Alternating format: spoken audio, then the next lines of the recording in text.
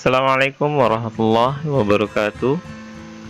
Sahabat iman, Ka'ab al-Ahbar mengatakan, setelah Nabi Nuh berusia lanjut dan mendekati ajalnya, dia mengundang anak cucunya. Dia memohon kepada Allah agar mengabulkan doanya.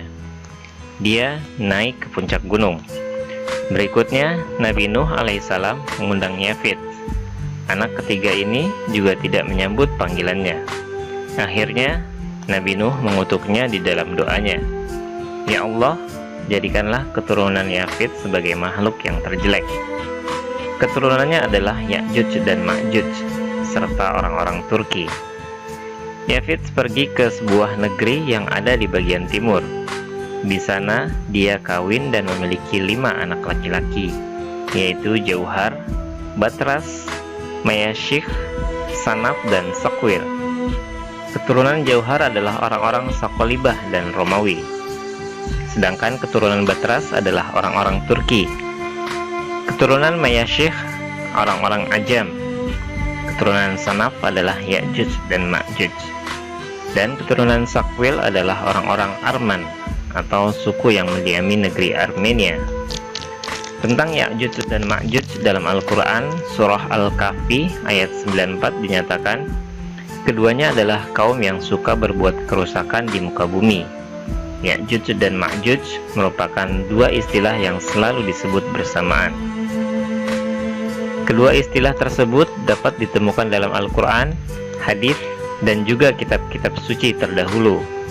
Sampai hari ini, suku bangsa yang disebut Ya'juj dan Ma'juj masih menimbulkan perdebatan.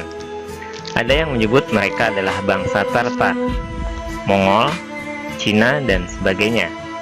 Ada pula yang menganggap Ya'juj dan Ma'juj sebagai nenek moyang bangsa Turki. Namun demikian, identitas mereka sesungguhnya hanya Allah Subhanahu wa Ta'ala yang tahu. Ibnu Katsir menerangkan, Ya'juj dan Ma'juj adalah keturunan Adam alaihissalam.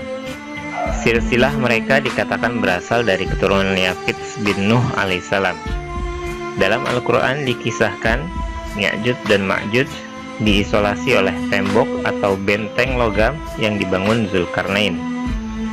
Meski mereka masih berasal dari jenis manusia, Ya'juj dan Ma'juj mempunyai ciri khas yang membuat mereka tampak berbeda dari manusia pada umumnya. Dalam satu hadis Nabi SAW disebutkan, Ya'juj dan Ma'juj memiliki muka yang lebar, mata yang kecil atau sipit, dan warna putih di rambut atas mereka. Bentuk wajah mereka dikatakan mirip perisai. Hadis riwayat Imam Ahmad. Mereka juga nyaris tidak memiliki kemampuan untuk memahami bahasa atau perkataan yang dituturkan manusia. Syekh Ibnu Baz rahimahullah dalam kitab kumpulan fatwanya menuliskan, Ya'juj dan Ma'juj akan kembali muncul di akhir zaman, yaitu setelah keluarnya Dajjal dan turunnya Nabi Isa bin Maryam alaihissalam. Jumlah Ya'juj dan Ma'juj juga terbilang sangat besar, sehingga ketika mereka turun dari tempat persembunyiannya, seakan-akan terlihat seperti air bah yang mengalir.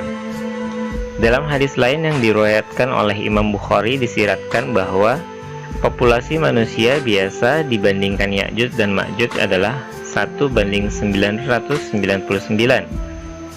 Sementara hadis yang diriwayatkan oleh An-Nuwas radhiyallahu an mengungkapkan, ketika Allah Subhanahu wa Ta'ala mengeluarkan Ya'juj dan Ma'juj dari tempat persembunyiannya, mereka segera turun dengan cepat dari bukit-bukit yang tinggi. Selanjutnya, gerombolan atau barisan pertama dari mereka melewati danau Tabarian dan kemudian meminum habis semua air dalam danau tersebut. Hadis riwayat Muslim, nomor hadis 2937. Allah Subhanahu wa Ta'ala berfirman, hingga apabila dibukakan tembok Ya'juj dan Ma'juj dan mereka turun dengan cepat dari seluruh tempat yang tinggi, dan apabila sudah dekat kedatangan janji yang benar atau kiamat, tiba-tiba terbelalaklah mata orang kafir. Mereka berkata, aduhai, celakalah kami, sesungguhnya kami adalah dalam kelalaian mengenai ini, bahkan kami adalah orang-orang yang zalim.